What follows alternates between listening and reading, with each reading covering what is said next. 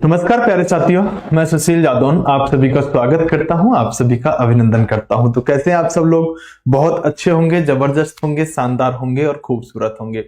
तैयारी भी आप सबकी बहुत अच्छी चल रही होगी, बेहतरीन तरीके से चल रही होगी और अभी तक आपको कोई प्रॉब्लम नहीं आ रही होगी। सभी चीजें आपकी बहुत स्मूथ वे में जा रही होंगी। दोस्तों, आप सभी लोग अच्छी तरह से जानते हैं कि हम पिछली क्लास में जो पढ़े थे, हम साथियों मध्यकालीन भारत के इतिहास को पढ़ना शुरू कर दिए थे। यानी कि अगर हम बात करें तो साथियों हम मॉडर्न हिस्ट्री के अलावा हम मिडिवल हिस्ट्री को शुरू कर चुके थे, मॉडर्न हिस्ट्री हम कंप्लीट कर चुके थे। अभी तक आपने बहुत बेहतरीन तरीके से क्लास ली थी, अभी तक कोई दिक्कत परेशानी आपको नहीं आई थी। चलिए शुरू करते हैं साथियों अपनी क्लास को आगे। बच्चों को मेरे शब्द भी रट गए हैं, बच्चे मेरे आने से पहले ही साथियों स्वागत मेरे ही शब्दों में करने लगते हैं, तो चलो ये भी ठीक है। चलिएगा शुरू करते हैं। दोस्तों, आपको पता होगा कि रीजनिंग की क्लास आपकी सुबह 9 बजे होती है, साइंस की क्लास आपकी फिर साथियों 10 बजे होती है, और जैसे ही शाम के साथियों 9 बजते हैं आपके सामने मैं आ जाता हूं एक बेहतरीन सी क्लास को लेकर, जिसमें आपको बहुत मजा आ रहा होता है। और फिर साथियों आपकी 10 बजे एक क्लास होती है जो आपकी साथियों मैथ की क्लास होती है। किसकी? 10 बजे मैथ की क्लास होती है। तो ये एक हमारी क्लास का टाइम टेबल होता है जो आपको पता होना चाहिए कि विराट बैच के तहत साथियों इसमें आपको बहुत बेहतरीन तरीके से फ्री ऑफ कॉस्ट चीजें प्रोवाइड की जा रही हैं। आप भी बहुत अच्छे से पढ़ रहे हो और बेहतरीन तरीके से आप चीजों को लिख के जा रहे हो, ठीक है? ओके दोस्तों, अगर हम बात करें टेलीग्राम के बारे में, तो हमारा जो टेलीग्राम है वो आप ये साइंस मैग्नेट के नाम से टेलीग्राम है। अगर आपको पीडीएफ लेनी है तो इस चैनल से आप पीडीएफ ले सकते हैं। कल की पीडीएफ के लिए लोड मत लो, कल की पीडीएफ में एक बार क्लास के बाद देख के डलवा दूंगा, तो वो चीजें आपकी हो जाएंगी, आप कमेंट मत करना। शुरू करते हैं साथियों आगे अपनी क्लास के बारे में। तो हम कहां पर थे एक बार मुझे बताइएगा। सिंपल सी बात है साथियों कि मैं आपको अभी तक एक बात बता के चल रहा था कि भारत पर मुस्लिम लोगों के द्वारा जो अटैक किए गए हैं, उन अटैकों को मैं आपको पढ़ा के चल रहा था। मैंने उसमें सिर्फ ये बताया था कि भारत पर सत्यो कल एक व्यक्ति को हमने पढ़ा होगा, आई थिंक जिसका नाम मोहम्मद गौरी होगा। और मोहम्मद गौरी को जब हमने पढ़ा था तो हमने देखा था कि मोहम्मद गौरी ने भारत पर अटैक किया। पहले तो उसने भारत पर अटैक किया, भीम द्वितीय, भीम बघेल, मूलराज के साथ लड़ाई हुई, तो वहां पर मूलराज ने हरा दिया लेकिन जिंदा छोड़ दिया। 1191 में एक युद्ध लड़ा था जो कि तराइन का पहला युद्ध है, जिसमें पृथ्वीराज चौहान और मोहम्मद गौरी का सामना हुआ था। पृथ्वीराज चौहान ने मोहम्मद गौरी को तराइन के पहले युद्ध में हरा दिया 1191 में। मोहम्मद गौरी अगली लड़ाई फिर अगले साल लड़ लेता है, तराइन की दूसरी लड़ाई जिसे हम कहते हैं 1192 में। इस बार सत्यो मोहम्मद गौरी ने पृथ्वीराज चौहान को हरा दिया। तो तराइन की सत्यो 3 लड़ाइयां हमने देखी थी। एक हमने चंदावर का युद्ध भी देखा था, जिस युद्ध में हमने देखा था कि जो गौरी है वो जयचंद को भी नहीं छोड़ता, और हमने वहां पर संयोगता की शादी की भी बात करी थी। ये सब बातें मैं आपसे कर चुका था। आज हम आगे बढ़ेंगे, सुनो ध्यान से। दोस्तों, मेरे प्यारे साथियों, मेरे हमदर्दों, मैं आपको बताना चाहता हूं कि जब मोहम्मद गौरी सत्य भारत पर अटैक किया था तो उसका एक उद्देश्य था। कोई बच्चा बताएगा कि उसका उद्देश्य क्या था? तो उसका सिंपल सॉरी मोहम्मद गौरी का सिंपल सा उद्देश्य था कि मुझे कोई शासन तो नहीं करना। मोहम्मद गौरी का क्या उद्देश्य था कि मुझे भारत पर शासन तो करना नहीं है, क्योंकि ये व्यक्ति भारत पर अटैक किया था एक लूट के उद्देश्य से, लूटपाट के उद्देश्य से इस व्यक्ति ने अटैक किया था। दोस्तों लोड मत लेना, कुछ स्लाइडों में ऐसा होगा कि यहां हिंदी लिखी हुई है, फिर अगली पर साथ इंग्लिश भी लिखी हुई है, तो यहां मतलब नहीं आ सकते तो अगली स्लाइड इंग्लिश की हो, तो हिंदी इंग्लिश वाले लोड मत लेना, बाइलिंगुअल रहेंगी चीजें। तो दोस्तों मैंने आपसे कहा कि मोहम्मद गौरी जो था, ये मोहम्मद गौरी भारत पर शासन करना नहीं चाहता था, सिर्फ लूटपाट करने के उद्देश्य से भारत पे आया था। अब भारत पर अटैक कर दिया, अटैक करने के बाद पृथ्वीराज चौहान को हरा दिया। पृथ्वीराज चौहान को जब हरा दिया तो पाया यह जाता है कि यहां पर साथियों मोहम्मद गौरी अब क्या करेगा? भाई लूटपाट तो करने से उसे कौन रोकेगा अगर उसने भारत पर अटैक करके पृथ्वीराज चौहान को हरा दिया, लेकिन अब साम्राज्य स्थापित करना नहीं चाह रहा। यार क्या करूंगा इस पे शासन वासन करके, जब चाहो लूट कर लो। तो हुआ क्या कि सब तो इसके 3 दामाद हुआ करते थे मोहम्मद गौरी के। दामाद का मतलब मैंने आपको कल बता दिया होगा, दामाद हुआ करते थे। एक दामाद का नाम था साथियों, इसे आप ताजुद्दीन एल्दिज के नाम से जानते हैं। इसे आप क्या कहते हैं? इसे साथियों आप ये थोड़ा सा यहां पर ताजुद्दीन एल्दिज लिख गया है। एक दामाद का क्या नाम था? तो साथियों ताजुद्दीन एल्दिज एक दामाद का नाम था। दूसरे दामाद का नाम हुआ करता था नसरुद्दीन कुवाचा। दूसरे दामाद का नाम क्या था? इसे आप नसरुद्दीन सत्यो कुबाचा के नाम से जानते हैं। दोस्तों एक इसका दामाद है जिसका नाम है दोस्तों यहां पर कुतुबुद्दीन ऐबक। क्या नाम है? कुतुबुद्दीन ऐबक। दोस्तों समझने वाली बात यह है, जरा गौर फरमाना कि ताजुद्दीन एल्दिज को इस गौरी ने अफगानिस्तान का क्षेत्र दे दिया। भाई शासन नहीं करना चाहता तो क्या करेगा इस जीते हुए क्षेत्र को? तो अपने दामादों में अपना साम्राज्य बांट दिया। जो अफगानिस्तान का क्षेत्र था ना, वो इस ताजुद्दीन एल्दिज को दे दिया या यल्दौज को दे दिया और कह दिया अफगानिस्तान पे तू शासन करता रहे, कोई प्रॉब्लम की मुझे बात नहीं है। दोस्तों जो सिंध का क्षेत्र हुआ करता था, इस सिंध के क्षेत्र को इसने अपने एक दामाद को दे दिया जिसका नाम हुआ करता था साथियों नसरुद्दीन कुबाचा। और दोस्तों जो हमारा भारत है, क्योंकि हमें तो भारत के इतिहास के बारे में पढ़ना है, भारत अपने एक दामाद को दे दिया और इस दामाद का नाम था कुतुबुद्दीन ऐबक। क्या नाम था? इस दामाद का नाम था कुतुबुद्दीन ऐबक। ठीक है, बोले ठीक है। 3 दामादों में मोहम्मद गौरी ने अपना साम्राज्य बांट दिया। एक को अफगानिस्तान का क्षेत्र दे दिया, एक को सिंध का क्षेत्र दे दिया, एक को इंडिया का क्षेत्र दे दिया। कुतुबुद्दीन ऐबक के हाथों में साथियों इंडिया का क्षेत्र आ गया। जब भारत का क्षेत्र कुतुबुद्दीन ऐबक के हिस्से में आया तो सर इन दोनों को क्यों नहीं दिया भारत का क्षेत्र? तो सुनो ध्यान से। दरअसल ये व्यक्ति जो है ना कुतुबुद्दीन ऐबक, ये बड़ा उदारवादी दिल का था, कहीं अच्छे दिल का व्यक्ति था और ये बड़ा पसंद आता था दोस्तों मोहम्मद गौरी को। कुतुबुद्दीन ऐबक बहुत प्यारा टाइप का व्यक्ति, तो इस पर ज्यादा विश्वास था मोहम्मद गौरी को कुतुबुद्दीन ऐबक पे इन दोनों दामादों के अलावा। तो इसलिए सत्य कुतुबुद्दीन ऐबक को भारत दिया गया था। भारत इसलिए दिया गया था क्योंकि अच्छे दिल वाला व्यक्ति कुतुबुद्दीन था मोहम्मद गौरी की नजर में। दोस्तों ध्यान रखना, मैं आपको एक छोटी सी बात और बताना चाहता हूं कि पहले के जो राजा महाराजा हुआ करते थे, करते थे वो इतने खतरनाक हुआ करते थे कि वो सब तो जैसे आपको गोभी खरीदना है, आलू टमाटर खरीदने, तो आप मार्केट में जाएंगे, जितने किलो जितना क्वांटिटी में और जिस तरह की क्वालिटी में चाहेंगे आप सब्जी खरीद के लेके आ जाएंगे। पहले क्या होता था कि राजा महाराजा सत्यो बाजार में जाते थे और बाजार में सत्यो नए नए लोगों से मिलते थे और देखते थे कि कौन व्यक्ति तगड़ा है, कौन व्यक्ति ताकतवर है, किसकी लंबाई अच्छी है, किसने बॉडी बढ़िया बना रखी है। और साथियों ऐसे लोगों की मंडियां लगती थी, जाके राजा वहां से कुछ लोगों को खरीद लिया करता था। दरअसल राजा जिन लोगों को खरीद के लेके आ रहा है वो गुलाम कहलाते थे, वो राजा के गुलाम हुआ करते थे। अब राजा जो कहेगा वो गुलाम उसी काम को करेगा। ऐसे समझो रोबोट, राजा कहेगा खड़ा हो जाओ तो व्यक्ति खड़ा हो जाएगा, राजा कहेगा बैठ जाओ, राजा वो गुलाम बैठ जाएगा। मतलब राजा ने अब 3-4 लाख रुपए में अगर किसी व्यक्ति को बाजार से खरीद लिया तो अब वह व्यक्ति राजा का गुलाम हुआ। होता क्या था कि साथियों बहुत सारे छोटे छोटे बच्चों को, जो व्यापारी टाइप के व्यक्ति थे, वो बहुत सारे छोटे बच्चों को साथियों यहां पर अच्छा खाना खिलाया करते थे, अच्छी साथियों सेहत बनवाया करते थे। कुछ समय के बाद बाजार में ले जाकर खड़ा कर दिया करते थे, अच्छा अमाउंट मिल जाया करता था, कोई बड़ा व्यक्ति आके उन लोगों को खरीद लिया करता था। वो बच्चे जो हुआ करते थे उस राजा के गुलाम कहलाते थे। तो दरअसल ये कहा जाता है कि जो गौरी हुआ करता था, ये गौरी कभी ऐसे इस कुतुबुद्दीन ऐबक को बाजार से खरीद के लेके आया था। तो हम ये कह सकते हैं कि कुतुबुद्दीन ऐबक जो था ना, वो इस गौरी का गुलाम था। क्या था? कुतुबुद्दीन ऐबक जो था ये इस गौरी का सत्य गुलाम था। और दोस्तों आप अक्सर मूवी देखते होंगे, मूवियों के अंदर दिखाया जाता है कि एक बहुत रईस खानदान का सत्य क्या है, एक राजा टाइप का व्यक्ति है, उसकी कोई बेटी है, उसके यहां पर एक नौकर आके रहने लगा।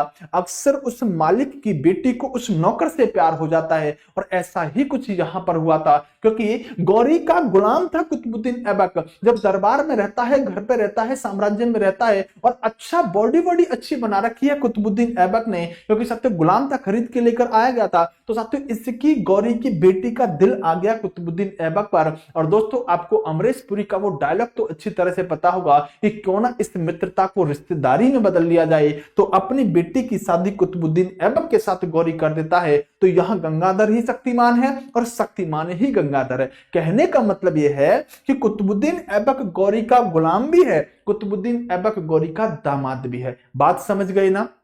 क्लियर हो गई ना। तो दोस्तों दोनों ही रोल यहां पर कुतुबुद्दीन ऐबक के रहने वाले हैं। तो भारत किसके हिस्से में आ गया? भारत साथियों आप देख रहे हैं भारत यहां पर साथियों कुतुबुद्दीन ऐबक के हिस्से में आ गया। और जैसे ही ये कुतुबुद्दीन ऐबक भारत की गद्दी पर बैठ के शासन करना शुरू करेगा तो हमारा यहां पर टॉपिक शुरू हो जाएगा दिल्ली सल्तनत। क्या शुरू हो जाएगा? दिल्ली सल्तनत। तो आप ये समझ गए होंगे कि दरअसल हमें जो अब पढ़ना है वह साथियों दिल्ली सल्तनत पढ़ना होगा। क्या पढ़ना होगा? दिल्ली सल्तनत पढ़ना होगा।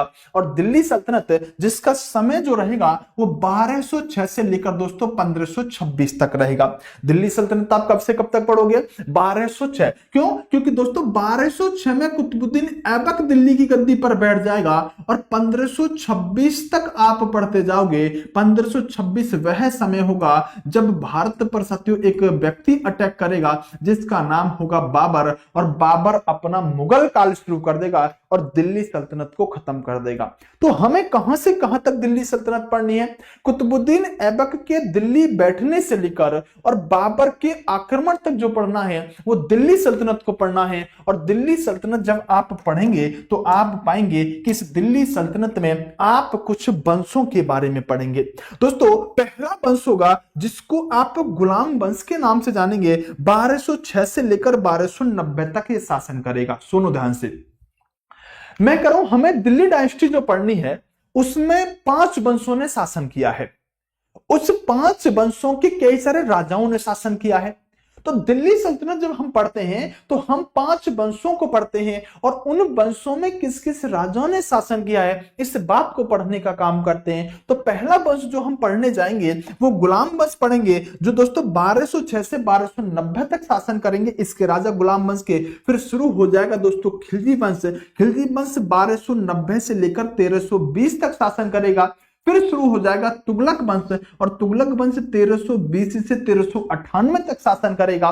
फिर शुरू हो जाएगा आपका सैयद वंश। सैयद वंश 1414 से लेकर 1451 तक शासन करेगा। आप कहेंगे सर यहां पर अगर हम देखें तो 1398 में खत्म हो रहा है और शुरू जब सैयद वंश हो रहा है 1414 में हो रहा है। तो दोस्तों यहां पर दरअसल 2 स्वतंत्र शासक बन जाते हैं तो यहां टाइम थोड़ा डिस्टर्बेंस होता है।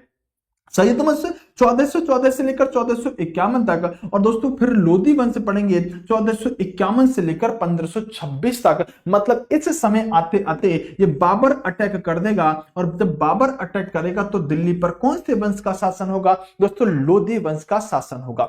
आप कहेंगे सर इसे हम याद कैसे रखेंगे? हमारे लिए तो सर समस्या हो जाएगी। लोड मतलब टेंशन लेने की कोई बात नहीं, मैं तुम्हें याद करवाता हूं। अच्छा एक बात बताओ, आप जीके किससे पढ़ते हो? सर आप अपने साथ हिस्ट्री पढ़ने में मजा आ रहा है।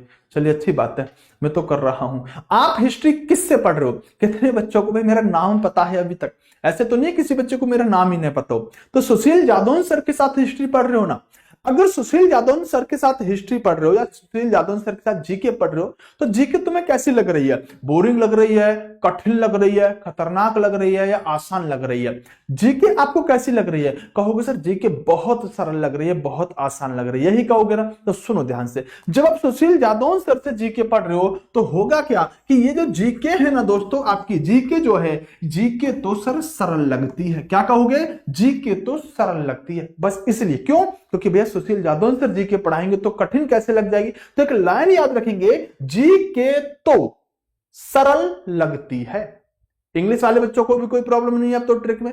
भाई जीके तो सरल लगती है, क्यों लगती है? अरे सुशील जादौन सर जीके पढ़ाते हैं। तो दोस्तों ट्रिक हमारी बन गई, टेंशन काहे लेते हो? अगर आपसे कहे G4 क्या बनेगा? गुलाम वंश पहला वंश। के से क्या बनाओगे? खिलजी वंश। टी से क्या बनाओगे? तुगलक वंश। ऐसे से क्या बनाओगे? सैयद वंश। और L4 लोधी वंश।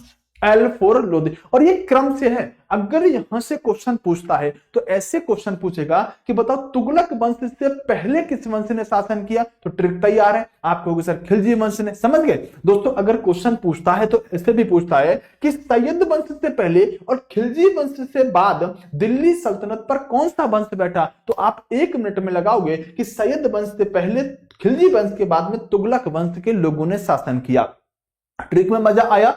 तो कोई प्रॉब्लम तो नहीं होगी, सरल लगती है तो भैया जीके सरल लगती है, क्लियर हो जाएगा। हाँ, कुछ बच्चे ऐसे भी ट्रिक बना लेते हैं, हिंदी वाले बच्चे, वो कहते हैं सर गुड़ खा तसले में, किसमें, गुड़ खा तसले में। तो भैया आप कहीं पर भी गुड़ खाते रहो, हमें क्या लेना, गुड़ खा तसले में। फिर वो कहते हैं, इसको सेट करने की कोशिश करते हैं, मुझे उतना अच्छा नहीं लगा। कैसे बनाते हैं गुलाम वंश ये वाला, कैसे बनाते हैं खिलजी वंश ये वाला, कैसे बनाते हैं तो तुगलक वंश ये वाला, और ऐसे से बनाते हैं सैयद वंश, एल से लोधी वंश। तो अगर आपको भैया जैसे भी याद करना है, जो चीज आपको अच्छी लगे, आप अपने हिसाब से साथियों इसको एडजस्ट कर लीजिएगा। जो चीज आपको अच्छी लगे, या तो जीके तो सरल लगती है, या गुड़ खा तसले में, जो आपको लगे आप उससे याद कर लेंगे, ठीक है। साहनी कह रहा है सर तराइन का थर्ड युद्ध किन के बीच में हुआ था, वो नहीं लिख पाए थे, प्लीज सर फिर से एक बार बता दो। तराइन का तीसरा युद्ध किसके बीच में हुआ था? तराइन का तीसरा युद्ध कब पढ़ा दिया मैंने, पढ़ाया है क्या मैंने तराइन का तीसरा युद्ध? चंदावर तो पढ़ा था, तराइन कब पढ़ाया था? हाँ हाँ बेटा, ये भी बन सकती है। एक ट्रिक और भी होती है कि गुलाब खिले तो सूंघ लो। तो बेटा ज्यादा लोड मत लो, जब पेपर आएगा ना तो ना गुलाब सूंघ पाओगे ना कुछ सूंघ पाओगे। आपको 4 अक्षर याद कर लेने, 5 अक्षर याद कर लेने, जीके तो सरल लगती है, काम हो जाएगा। हाँ, जीके टीएसएल कर लो, है ना, तो वो तुम्हारे ऊपर है, तुम देवता हो, ठीक है। दोस्तों ये 5 वंश क्रम सहित याद होने चाहिए, मैं तुम्हारी कसम खा के बता रहा हूं। दोस्तों यहां से बहुत क्वेश्चन बनते हैं, बहुत क्वेश्चन बनते हैं। अगर ये बात याद कर ली ना, समझो आधा दिल्ली सल्तनत तुमने पढ़ लिया, सच्ची में। क्वेश्चन कैसे बनते हैं, क्वेश्चन कुछ भी बना के देगा, वो कहेगा दिल्ली सल्तनत पर पहले किस वंश ने शासन किया, आपको तो जीके तो सरल लगती है, याद है, बोलो जी फॉर गुलाम वंश। कहेगा दिल्ली सल्तनत पर सबसे अंतिम वंश ने शासन किसने किया, आप कहोगे सर लोधी वंश। आपसे पूछेगा कि बताओ बाबर ने जब आक्रमण किया दिल्ली सल्तनत पर कौन सा वंश शासन कर रहा था, आपको तो ट्रिक याद है ना, बाद में एलारा यानी कि साथियों लोधी वंश। बहुत सारे क्वेश्चन बनेंगे, हम उन्हें उड़ा के रख देंगे अगर साथियों आपको इतनी बातें पता है तो, क्लियर, ओके। हाँ दोस्तों, अगर बच्चे कहेंगे सर डेट की भी कोई ट्रिक बता दो, तो दोस्तों मैं एक छोटा सा एग्जांपल आपको दे दूंगा, आप ना इनके बीच का डिफरेंस कर लेना। जैसे यहां लगभग 84 साल आ रहा होगा जहां तक मुझे याद आ रहा है, तो यहां 84 आ जाएगा, यहां कितना आ जाएगा 30 आ जाएगा, तो 84 30 ऐसे करके फोन नंबर की तरह याद कर लेना इनके बीच का डिस्टेंस। और वैसे आपको लोड मत लो, मैं आपके साथ खड़ा हूं, अगर आप डिस्टेंस मतलब दोनों के बीच का गैप निकाल के एक नंबर याद कर लो ना, तो आपको ये समय भी याद हो जाएगा। लेकिन ऐसा क्वेश्चन नहीं बनता, समय का क्वेश्चन नहीं बनता। आपको देखना जब आप पढ़ते जाओगे ना, आपको खुद ब खुद डेट याद हो जाएंगे, लोड मत लो।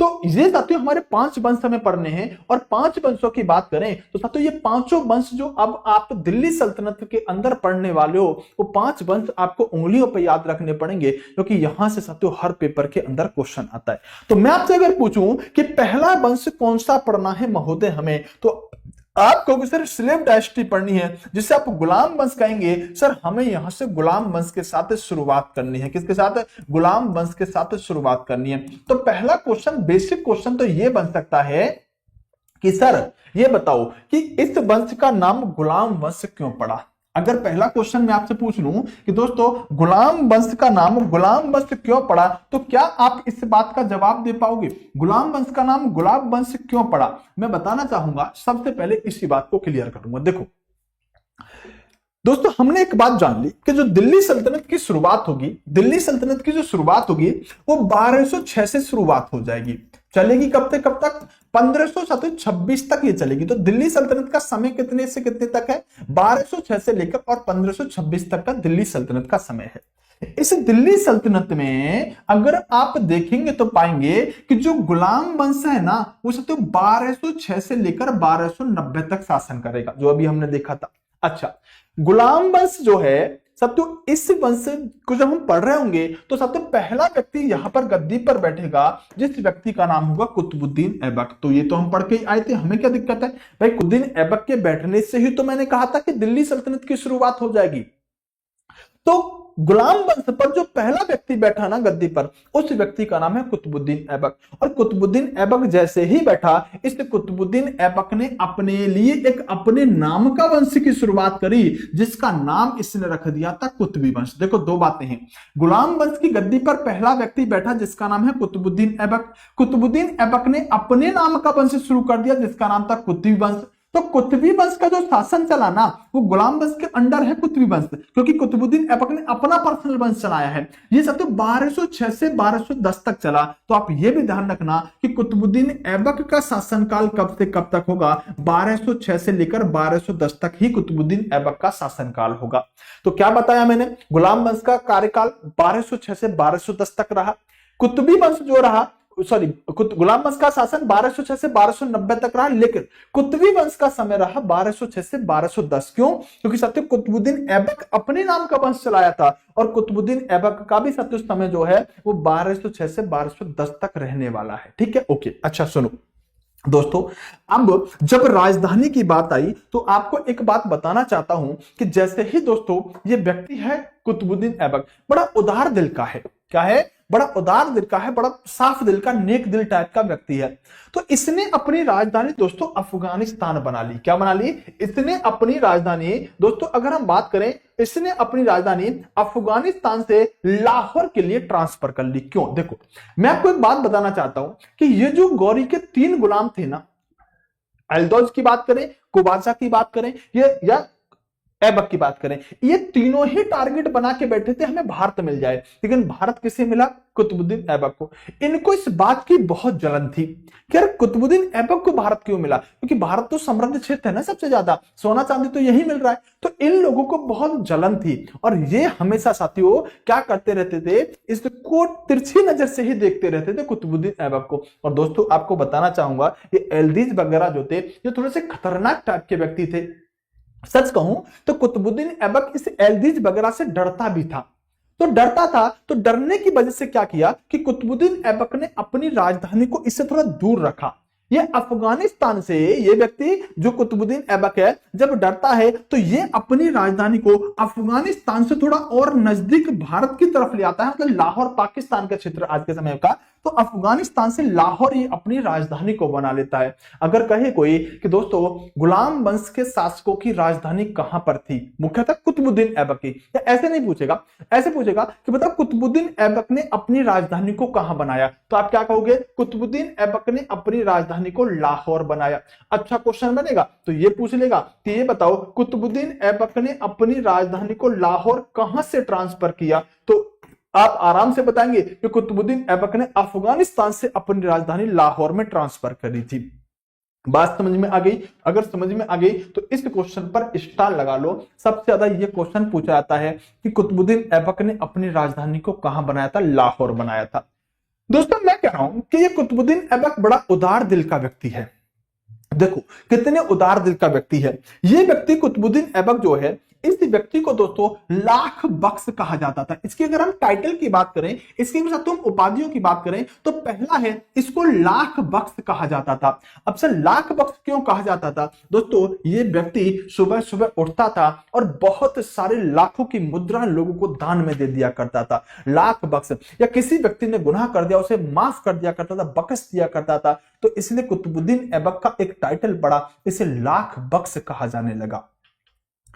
कुतुबुद्दीन ऐबक को लाख बख्श कहा जाने लगा। और कुतुबुद्दीन ऐबक ऐसा था जो बड़ा सुंदर स्मार्ट था, इसे चंद्र का स्वामी, चंद्रमा के जैसा कहा जाने लगा। यह व्यक्ति था जिसकी एक उपाधि मिली, जिसको एक उपाधि मिली, इससे साथियों कुरान खां कहा जाने लगा। और कुरान खां इस व्यक्ति को इसलिए कहा जाता था क्योंकि यह व्यक्ति बहुत सुरीली आवाज में कुरान पढ़ता था। जब ये कुरान पढ़ता था तो सबको पता चल जाता था कि कुतुबुद्दीन ऐबक कुरान पढ़ रहा है, इसलिए लोगों ने इसको नाम दे दिया। इस व्यक्ति को दोस्तों कुरान खां के नाम से लोग जानने लगे। दोस्तों एक मूवी आपने देखी होगी जो जितेंद्र की आई थी, हातिम, है ना, हातिम। तो हातिम एक अच्छा व्यक्ति है, इस व्यक्ति को टाइटल दिया गया, इसको हातिम सेकंड का टाइटल दिया गया, इसको हातिम सेकंड कहा गया। यह व्यक्ति साथियों आगे चल के पील बख्श कहलाया।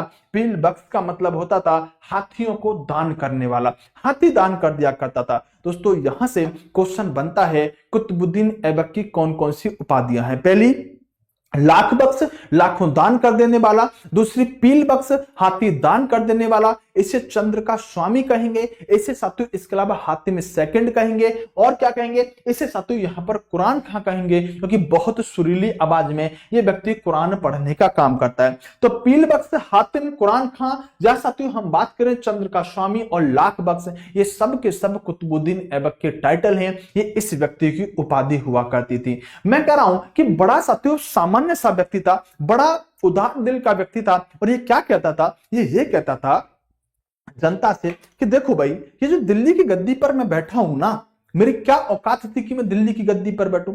भाई मैं तो एक गुलाम था ना गौरी का, अब बाद में दामाद बन गया, मेरे नसीब अच्छे थे, अब दामाद बनने के बाद मुझे दिल्ली का शासक बना दिया गया, तो ये सब मेरे नसीब के ऊपर डिपेंड रहा है। मैंने कोई दिल्ली को जीत के थोड़ी हासिल किया है, और दिल्ली का कोई मैं राजा वाजा नहीं हूं, दिल्ली का सुल्तान वुल्तान नहीं हूं, तो मुझे राजा वाजा सुल्तान वुल्तान मत कहा करो। मैं एक सिंपल सा आपका सेवक हूं। जो व्यक्ति अपने आप को सेवक बता रहा है, वो सोचो साथियों अपने आप को दिल्ली का सुल्तान ही नहीं मान रहा, दिल्ली को अपने आप मतलब दिल्ली का अपने आप को राजा ही नहीं मान रहा, तो जनता उससे कितनी खुश होगी, बहुत खुश होगी। अच्छा दोस्तों, आपको बताना चाहता हूं कि ये जो व्यक्ति हुआ करता था कुतुबुद्दीन ऐबक, इसके द्वारा कुछ स्मारक बनवाए गए थे। क्या इसके द्वारा कुछ स्मारक बनवाए गए थे? और स्मारकों में अगर हम देखें तो इस व्यक्ति के द्वारा दोस्तों एक 2.5 दिन का झोपड़ा बनवाया गया था। आपको बता देना चाहता हूं कि 2.5 दिन का झोपड़ा ऐसा कहा जाता है कि ये 2.5 दिन का झोपड़ा 2.5 दिन में बनाया गया था, इसलिए इसका नाम रख दिया गया 2.5 दिन का।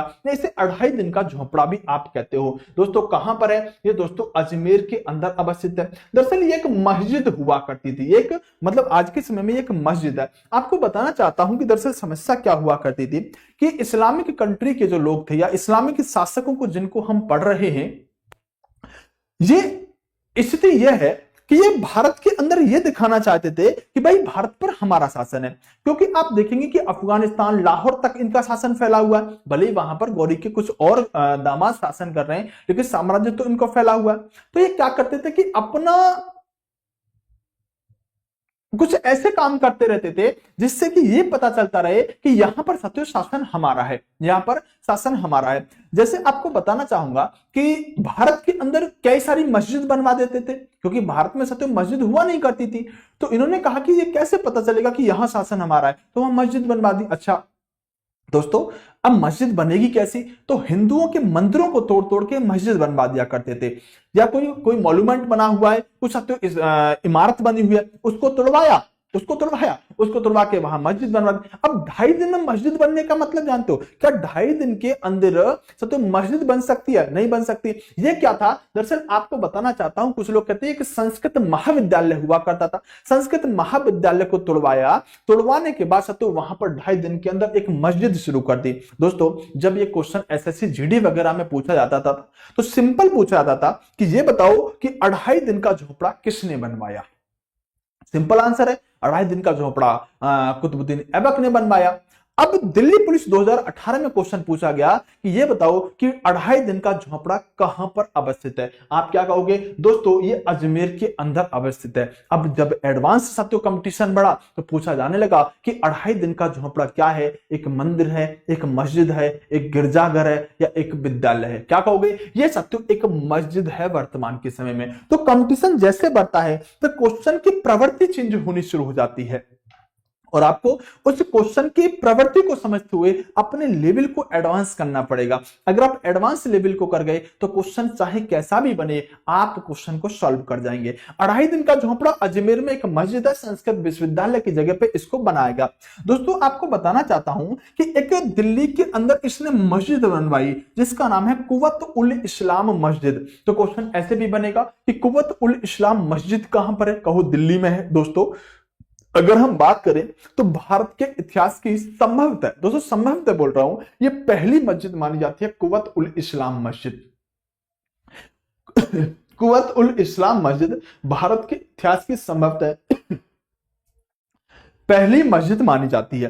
तो ये कहां पर है? ये सब तो दिल्ली के अंदर अवस्थित हो जाएगी। दोस्तों इस व्यक्ति के द्वारा, कुतुबुद्दीन ऐबक के ही द्वारा दोस्तों एक काकी सूफी संत हुआ करते थे, बख्तियार काकी। बख्तियार काकी की याद में इस व्यक्ति ने साथियों एक कुतुब मीनार बनवा दी। क्या बनवा दी? एक कुतुब मीनार का साथियों निर्माण करवा दिया। इस व्यक्ति ने कुतुब मीनार दिल्ली के अंदर बनवाई। कुतुब मीनार कहां पर है बताना। तो ये क्वेश्चन बताने की जरूरत तो नहीं कि भैया कुतुब मीनार कहां पर है, ऐसे तो नहीं है, कहीं इतना तो हाथ तंग नहीं है। जैसे कल तुमने पृथ्वीराज चौहान के घोड़े का नाम चेतक बताया था, तो ये बताने की जरूरत तो नहीं है कि भाई कुतुब मीनार कहां पर है, दिल्ली के अंदर अवस्थित है। ठीक है, हाँ, तो इसने बख्तियार काकी की याद में दोस्तों ये कुतुब मीनार बनवाने का काम किया था। कुतुब मीनार इसके द्वारा बनवाई गई थी। छोटी सी बात मैं आपको थोड़ा यहां पर क्लियर करूंगा, ध्यान से सुनना और समझना, ध्यान से सुनना और समझना। दोस्तों दरअसल मामला क्या है कि दरअसल अगर मैं आपको दिखाऊं कि इस समय की स्थिति क्या थी, इस समय की स्थिति क्या रही है और कुतुब मीनार से किस किस तरह के क्वेश्चन बनेंगे। दोस्तों अगर मैं दिखाऊं कि मान लो सत्यो ये कुतुब मीनार का क्या है, ये कुतुब मीनार का सत्यो मैंने यहां पर फर्स्ट फ्लोर मान लिया। कुतुब मीनार का ये कौन सा मान लिया, ये मैंने सत्यो यहां पर फर्स्ट फ्लोर मान लिया। अब इस फर्स्ट फ्लोर को जो बनाया गया है, ध्यान से सुनना, इस फर्स्ट फ्लोर को जो बनवाया गया है वो सत्यो कुतुबुद्दीन ऐबक के द्वारा बनवाया गया। मैं शॉर्ट में लिख रहा हूं ऐबक। ठीक है, ये कुतुबुद्दीन ऐबक के द्वारा बनवाया गया। लेकिन कुतुब मीनार बनवानी शुरू करी तो कुतुब मीनार को बनवाना ऐबक ने शुरू कर दिया, कुतुबुद्दीन ऐबक ने शुरू कर दिया। लेकिन कुतुबुद्दीन ऐबक इस कुतुब मीनार को सत्य कंप्लीट ना करा सका, इसे सत्य पूरा ना करा सका। जब पूरा ना करा सका तो इसके बाद एक राजा आया, इसके बाद एक शासक आया। वह व्यक्ति जो था वह इस कुतुब मीनार पर सत्य काम करवाना शुरू करता है और उसने इस कुतुब मीनार पर काम करवाया। और जब काम करवाया तो काम करवाने के साथ साथ उसने यहाँ पर कुछ मंजिलें बनवाई। क्या करवाई? उसने कुछ मंजिलें बनवाई। और ये मंजिलें सत्य कितनी थी अभी मैं आपको दिखा देता हूं, जरा बस 1 मिनट का समय मुझे दे दीजिएगा। हाँ, उसने सत्य यहाँ पर कुछ मंजिलें बनवाई और ये मंजिलें सत्य कुछ इस तरह से हुआ करती थी।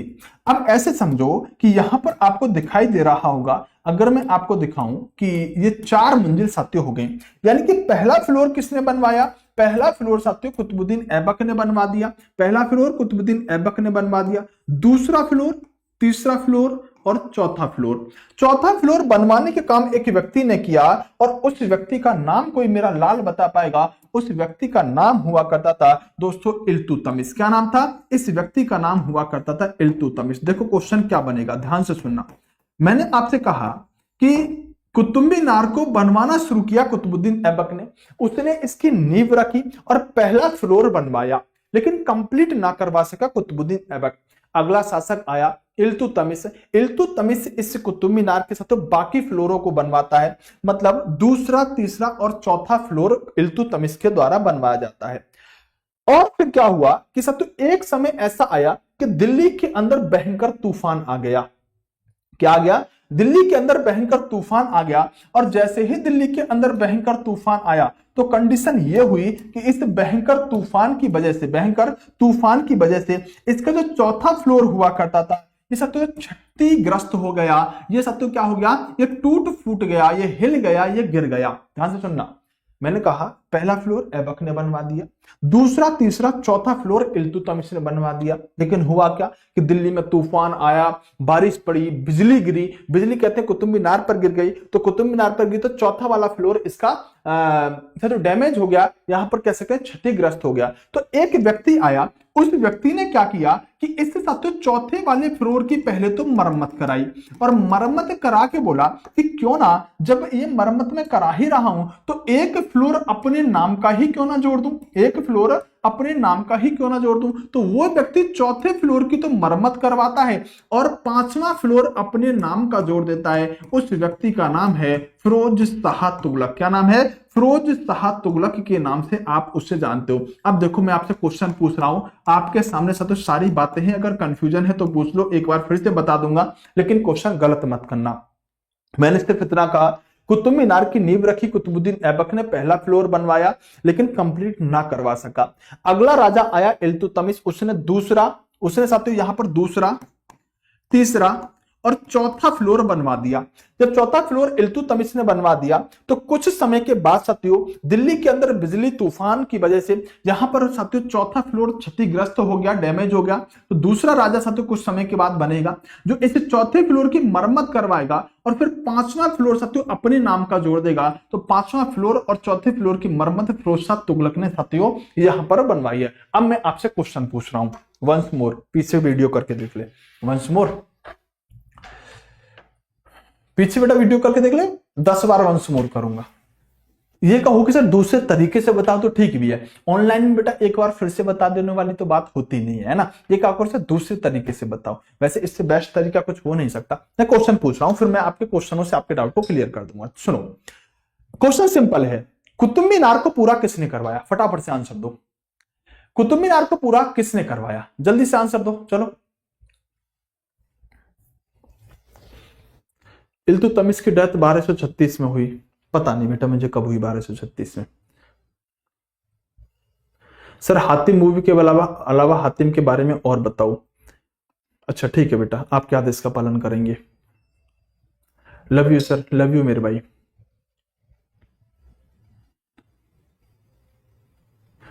Bad attitude once more, okay. Iltutmish Tughlaq once, सुनो पहले तो एक बात जानो, देखो है क्या कि जैसे जिस टॉपिक पर मैं बात कर रहा होता हूं ना, आप उस टॉपिक से रिलेटेड डाउट पूछा करो। क्यों? क्योंकि जब मैं आपको इल्तुतमिश पढ़ाऊंगा ना तो मैं खुद बताऊंगा कि इसकी डेथ कैसे हुई है, कब हुई है, कहां पर हुई है, ठीक है, मैं खुद बताऊंगा।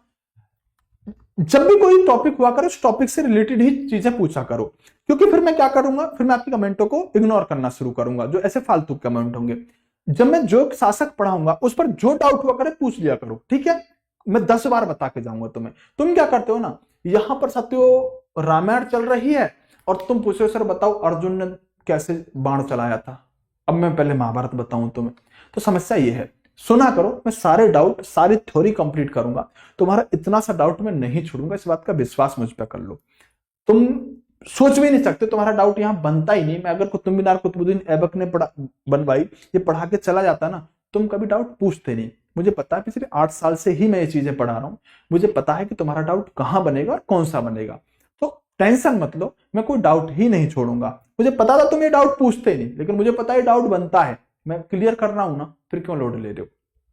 सुनो ध्यान से, अगर क्वेश्चन ये बने कि कुतुब मीनार किसने पूरी करवाई, तो दोस्तों आंसर इल्तुतमिश लगाना पड़ेगा आपको। आप देखो ना, मैं बार बार कह रहा था कि ऐबक ने शुरू करी कुतुब मीनार बनवानी, कंप्लीट कहां करवा पाया था। तो कुतुब मीनार किसने पूरी बनवाई या कुतुब मीनार किसने पूरी करवाई, ऐसा क्वेश्चन बने तो आप आंसर इल्तुतमिश लगाएंगे। कुतुब मीनार किसने बनवाई, आंसर ऐबक। कुतुब मीनार पूरी किसने बनवाई, आंसर इल्तुतमिश। कुतुब मीनार किसने बनवाई, ऐबक। कुतुब मीनार पूरी किसने बनवाई, इल्तुतमिश। तो बेटा बस एक बात का अंतर लगेगा, पूरी किसने बनवाई और किसने बनवाई। अगर कहे पूरी किसने बनवाई, कंप्लीट किसने करवाई, तो आंसर इल्तुतमिश आएगा। और सिर्फ अगर ये कहे कुतुब मीनार किसने बनवाई तो आंसर ऐबक आएगा। दो बातें क्लियर हो गई, कोई दिक्कत तो नहीं है, प्रॉब्लम खत्म हो गई। अच्छा, अगर क्वेश्चन ऐसे पूछे कि कुतुब मीनार के चौथे फ्लोर की मरम्मत करके पांचवा फ्लोर किसने बनवाया, आंसर आएगा फिरोज शाह तुगलक, आंसर आएगा फिरोज शाह तुगलक। हाँ, एक क्वेश्चन और बन सकता है जो अभी तक नहीं बना है, हो सकता है आने वाले टाइम पर बन जाए। एक व्यक्ति लोधी वंश का आएगा, जब हम पढ़ेंगे तो उसके बारे में बात करेंगे। वो लोधी वंश का व्यक्ति आके इस पूरी कुतुब मीनार की मरम्मत करवा देता है, पूरी कुतुब मीनार की। तो कभी ऐसा क्वेश्चन बना नहीं है, लेकिन हम आगे उस पर बात कर लेंगे। कुतुब मीनार पर कोई किसी का डाउट तो नहीं? अच्छा, बहुत सारे डाउट अभी भी हो सकते हैं तुम्हारे दिमाग में। देखो दोस्तों, पहला डाउट हो सकता है कुतुब मीनार गिरती क्यों नहीं है ना, ये डाउट हो सकता है ना, कुतुब मीनार गिरती क्यों नहीं है। दूसरा हो सकता है कि सर कुतुब मीनार जो है वो मतलब कहते हैं कि वहां पर मंदिर हुआ करता था। सुनो देखो, कुतुब मीनार दिल्ली के अंदर अवस्थित है, आई थिंक 72.5 के आसपास इसकी जो लंबाई है, मतलब ऊंचाई रहती है। और इसमें 5 ही फ्लोर बने हुए हैं, जो मैंने आपको 5 फ्लोर दिखाए हैं ना, ये 5 फ्लोर ऐसे ही बने हुए हैं। देखो ये फोटो देखो, एक फ्लोर ये रहा, ठीक है, पेन चेंज करते हैं, एक फ्लोर देखो ये रहा, एक फ्लोर ये रहा, एक ये रहा, एक ये रहा, ऐसे करके 5 फ्लोर बने हुए हैं। आप कुतुब मीनार देख लेना कभी जाओ तो, ठीक है। कुतुब मीनार ना गिरने का कारण क्या है कि कुतुब मीनार जब बनाई गई तो कुतुब मीनार में साथियों कोई भी चूना पत्थर मसाले का प्रयोग नहीं हुआ। जैसे हम घर बनाते हैं, ईंट लगाते हैं, मसाला लगाते हैं, गारा लगाते हैं, फिर ईंट को चिपकाते हैं। इस कुतुब मीनार के अंदर साथियों मसाले का यूज नहीं हुआ।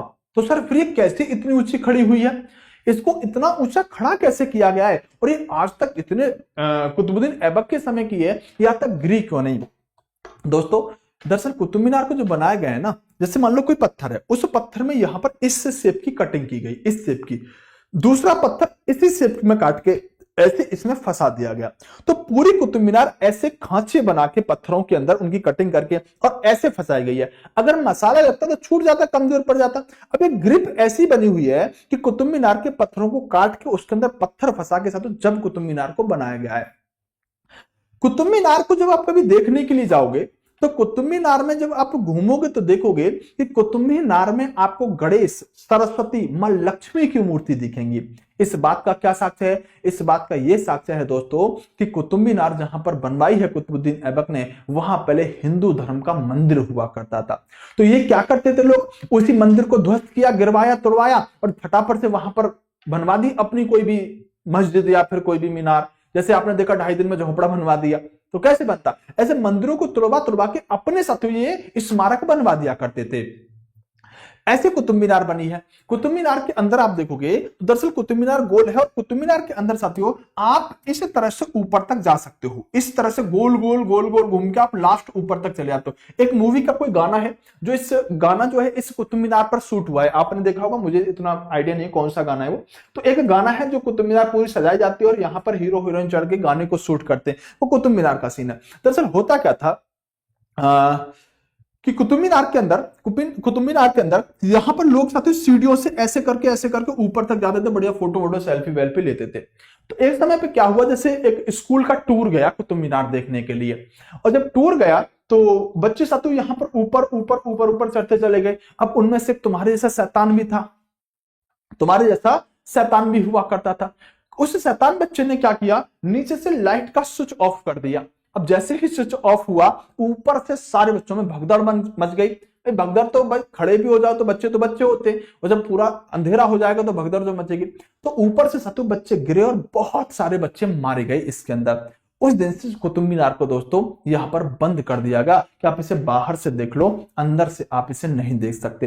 कुछ समय के बाद, कुछ सालों के बाद इस कुतुब मीनार को फिर से ओपन किया गया कि ठीक है कोई बात नहीं है, थोड़ा लाइट वाइट की व्यवस्था ठीक करेंगे। तो फिर से सत्य शुरू कर दिया कि आप फिर से इसके अंदर जाके ऐसे करके इसे ऊपर से भी देख के आ सकते हो। तो फिर क्या हुआ, कुछ समय के बाद दोस्तों एक कपल, न्यूली कपल है, नया कपल मतलब नया जोड़ा, मतलब गर्लफ्रेंड बॉयफ्रेंड टाइप का मान लो, तो दो गए वहां पर घूमने के लिए। अब कुछ बात नहीं बनी होगी, कुछ बात बिगड़ गई होगी, पता नहीं क्या रहा। तो चढ़ते चढ़ते बात करते करते पहुंच गए ऊपर, यहां पर है। अब पता नहीं क्या हुआ होगा, कुछ थोड़ा होता है ना कि मतलब आपस में प्रॉब्लम बन गई होगी, किसी बात को लेकर अनबन हो गई होगी। दोनों ने यहां से छलांग मार दी बिना सीढ़ियों के नीचे, जल्दी आना था तो नीचे आके दोनों एक्सपायर करके दोनों मर गए। तो कुतुब मीनार को साथ परमानेंट यहां से फिर बंद कर दिया। उसके बाद नहीं खोला गया कि भाई ऊपर जाएंगे तो ऐसे ही सुसाइड पॉइंट बन जाएगा, ये तो आने वाले टाइम पर यहीं से आएगा और कौन जाया करेगा। तो ये कुतुब मीनार के अंदर साथ ऊपर भी इस तरह से जा सकते हैं। बहरहाल क्वेश्चन लग पाई, सारी बातें समझ में आ पाई। कोई डाउट हो तो फटाफट से पूछ लेना कि कुतुब मीनार की गिरती क्यों नहीं। ये छोटे मोटे क्वेश्चन बेटा, इनसे कोई मतलब नहीं। दोस्तों देखो, मैंने आपको यहां पर मेंशन भी कर दी है चीजें, जो बात बताई है कि कुतुब मीनार को पूरा किसने करवाया। अगर ऐसा क्वेश्चन बने तो इल्तुतमिश ने। और कुतुब मीनार को बनवाया किसने? कुतुबुद्दीन ऐबक ने। कुतुब मीनार की मरम्मत और 5वीं मंजिल किसने बनवाई? तो फिरोजशाह तुगलक का साथियों इसमें नाम आएगा। आपके तो लिखा हुआ भी चीजें यहां पर रहेंगी। दोस्तों 1210 के समय पर होता क्या था कि ये आप जानते हैं कि भारत के लोगों का तो सीधा फंडा था कि ये जब शासन कर रहा था तो भारत के लोग क्या कहते थे कि भगवान सब देखता है, भगवान देख रहा है, कोई टेंशन नहीं है, जो कर रहा है इसका सामने आइए। कुछ रॉन्ग नंबर डायल हो भी जाते थे। तो कोई गजब का तैराक हो, आए दिन समुद्र में गोते लगाता हो, और वो तैराक एक दिन गांव के तालाब में नहाने के लिए चला जाए जहां पर पानी सिर्फ इतना है, और कहें कि वहां डूबकर वो तैराक मर जाए, तो लोग क्या कहेंगे? देख लो कितना गलत काम किए होंगे, तालाब में डूब के मर गया, कभी समुद्र में गोते लगाता था। गलत काम किए होंगे, भगवान ने सिर्फ तालाब में डुबो दिया। दोस्तों कुतुबुद्दीन ऐबक जो जिंदगी भर घोड़े पे बैठ के लड़ा करता था, बड़ा खतरनाक व्यक्ति हुआ करता था। ये व्यक्ति साथियों, ये व्यक्ति एक दिन चौगान खेल रहा था। चौगान ऐसे समझो जैसे आप पोलो समझते हो ना, पोलो, तो पोलो समझ लो, या फिर इसे आप चौगान कह सकते हो। तो एक खेल है जो घोड़े पे बैठ के खेला जाता है। ये चौगान यानी कि पोलो खेल रहा था, और पोलो खेलते खेलते 1210 का समय हुआ करता था, अचानक से साथियों घोड़े से गिरा और घोड़े से गिरने के साथ इस व्यक्ति की मृत्यु हो गई, ये व्यक्ति मारा गया। तो दिल्ली सल्तनत का कौन सा ऐसा सुल्तान या शासक है जिसकी मृत्यु घोड़े से गिर के हुई? तो कुतुबुद्दीन ऐबक की साथियों मृत्यु घोड़े से गिर के हुई। अब बहुत सारी कहानियां साथियों ऐसा जोड़ती हैं कि जो घोड़ा हुआ करता था, ये जो घोड़ा हुआ करता था ये जो पृथ्वीराज चौहान थे उनका घोड़ा था, कोई कहता उनके भाई का घोड़ा था। तो ऐसी बातें साथियों अक्सर जोड़ी जाती रहती हैं। आपने कई सारी साथियों भारत के लोगों का इमोशन जुड़ा होता है चीजों से। आपने कई सारी मूवियां देखी होंगी कि एक कुत्ता होता है, कुत्ते का मालिक होता है, कुत्ते का मालिक मर जाता है तो कुत्ता दुश्मनों से बदला लेता है। ऐसी मूवी अक्सर आपने देखी होंगी। तो लोग साथियों इमोशन को अपने को ऐसे इतिहास से जोड़ने का काम करते हैं। बहरहाल ऐसी बातों के बहुत साक्ष्य ज्यादा मिलते नहीं है, लेकिन हाँ घोड़े से गिरकर मरने वाला कोई शासक अगर कोई है तो वो कुतुबुद्दीन ऐबक साथियों घोड़े से गिर के 1210 में मरा था। ये डेट भी ध्यान रखना, क्योंकि 1210 में जैसे ही मरेगा तो हमने गद्दी पर कब बैठाया था इसको, आपको याद है कि नहीं याद है? 1206 में गद्दी पर बैठा था। 1206 से लेकर 1210 तक का शासन जो है वो कुतुबुद्दीन ऐबक का शासन है। बात समझ में आई? बात समझ में आई?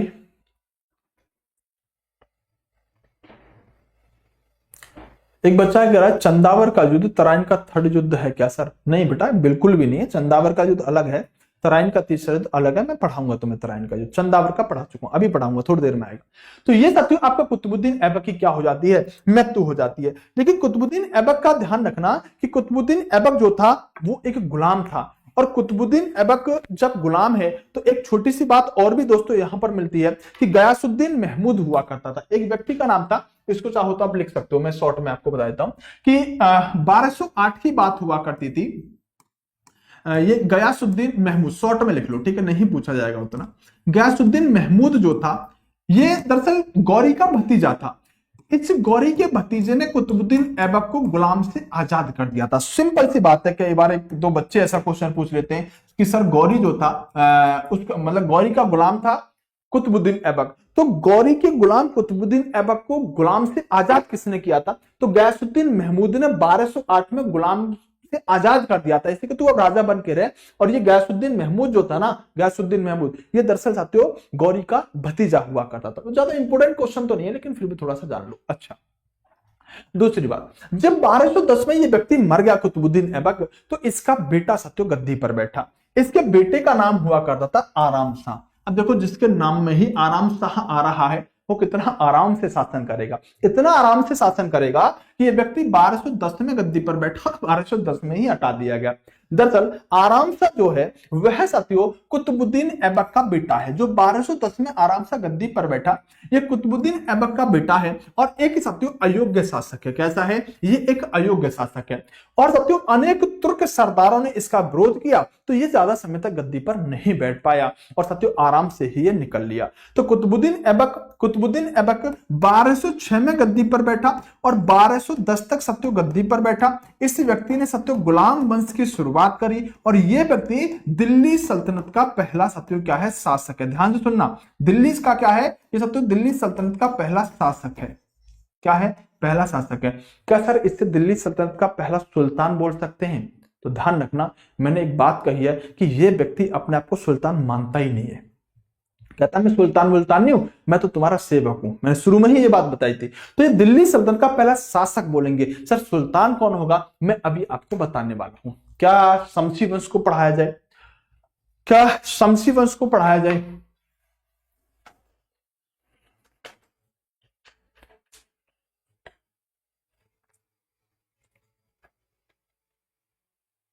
सर पढ़ नहीं रहे हैं लोग, फ्री का हजम नहीं हो रहा है।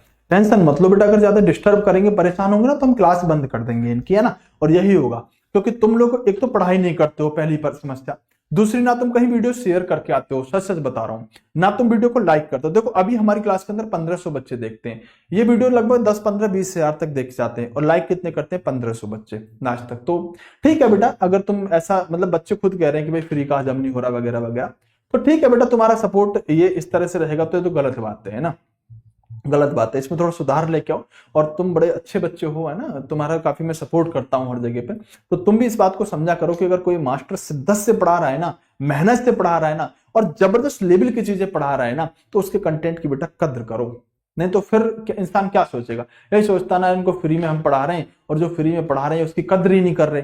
कुछ तो बहुत सारे ऐसे हैं कि मैं देखता रहता हूं, उससे कमेंट चलते रहते हैं उससे पहले, तो वो आनंद ले रहे होते हैं, आपस में ही लगे होते हैं कि व्यवस्था बने तो कुछ बन ही जाए। तो ये बड़ी मतलब गलत बात लगती है मुझे कि यार हम तो इतना मेहनत तुम्हारे लिए करते हैं और तुम क्या करते हो उसके बदले, तुम ईमानदारी से पढ़ भी नहीं पा रहे हो। चलो ये मत छोड़ो, चलो शेयर भी मत करो, लाइक भी मत करो, ये सब हटाओ इस बात को, तुम ईमानदारी से पढ़ भी नहीं पा रहे हो। जबकि होना क्या चाहिए, तुम्हें तो मेरे लिए ताकत लगा देनी चाहिए। कितनी ताकत पता है, कि जाके बताना चाहिए कि एक बार सुशील जाटव सर से पढ़ के देख भाई, साइंस मैग्नेट पे जो हिस्ट्री की क्लास हो रही है वहां देख मास्टर कितना दमदार है। सच बात यह है कि हमें बहुत प्रमोशन का तरीका नहीं आता, अपने मुंह मियां मिट्ठू बनना नहीं आता। नहीं तो मैं एक क्लास में आऊं और पहले 20 मिनट अपनी पढ़ाई करूं, 15 मिनट अपने कंटेंट की पढ़ाई करूं, तो आपके दिमाग में फिर साथ वैल्यू भी बनेगी। और ये हमें कभी आया ही नहीं। हम क्या सोचते हैं कि हम में अगर दम होगा ना, हमारे कंटेंट में दम होगा, हमारे पढ़ाने के तरीके में अगर दम होगा ना, तो ये बच्चा खुद जाकर अपने दोस्तों को बताएगा कि भाई सुशील जाटव सर से पढ़ के देख जो साइंस मैग्नेट पे पढ़ा रहे हैं।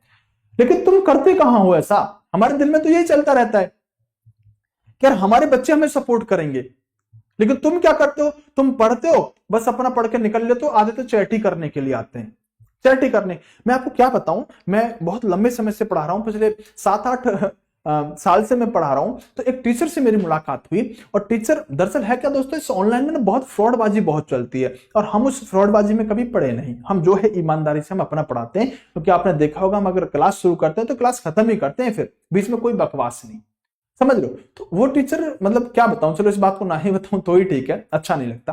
तो दोस्तों इतना सिर्फ समझो आप कि आपके सपोर्ट की हमें जरूरत है, ठीक है।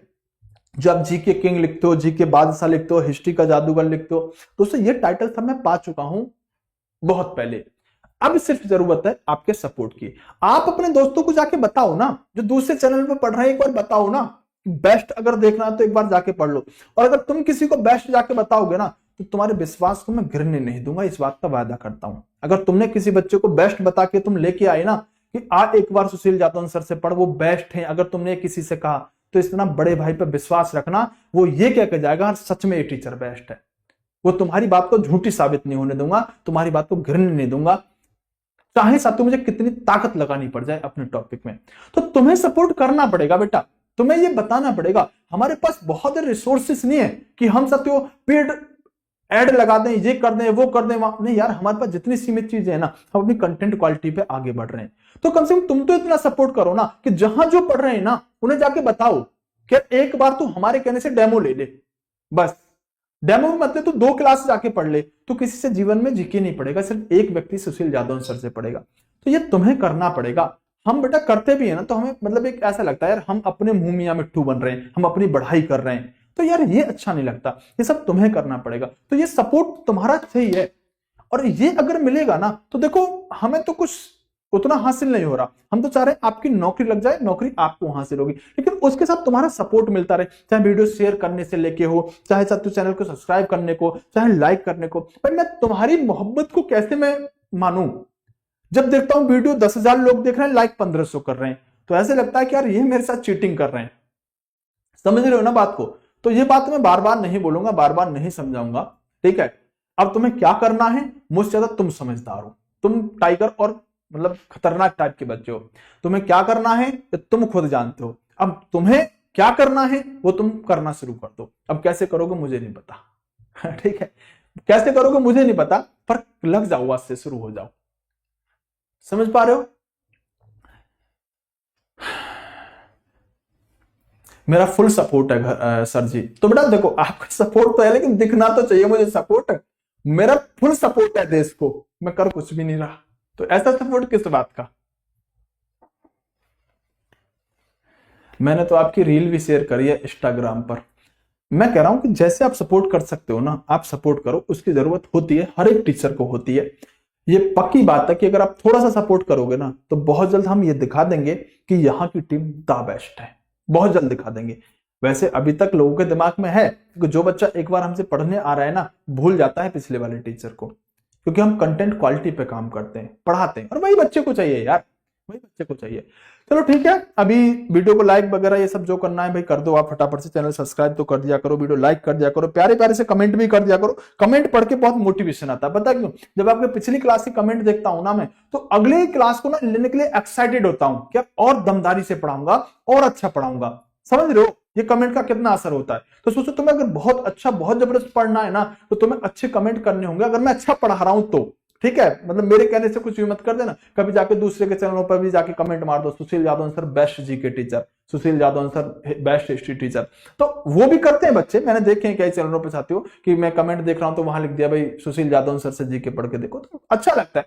तो वो सब सपोर्ट आप करते रहो, बाकी मैं अपना काम है वो करता रहूंगा, आपको क्वेश्चन पेपर में बाहर नहीं जाने दूंगा, इतना विश्वास कर लेना अपने भाई पर। ठीक है, चलो ओके, बेस्ट ऑफ लक, नमस्कार, जय हिंद दोस्तों, bye bye, take care. Class का टाइम टेबल एक बार बता देता हूं भैया, क्योंकि अभी इसके बाद जस्ट मैथ की क्लास होगी। तो साथियों ये आपकी रीजनिंग की क्लास होती है 9 बजे, साइंस की क्लास 10 बजे होती है। मैं साथियों रात को 9 बजे पढ़ाने आता हूं। अभी आपकी मैथ की क्लास होगी जो 10 बजे होती है। अगर आप फाउंडेशन बैच में जुड़ना चाहते हो तो साथियों उसके लिए आप क्या करोगे, आप एप्लीकेशन डाउनलोड कर लो, वहां पर मेरा जीके का फाउंडेशन बैच भी मिल जाएगा। Okay, best of luck, bye bye, take care, love you to all. मिलते हैं अगली क्लास में, ध्यान रखना, आजाद रहना, आबाद रहना और बढ़ते रहना। Best of luck.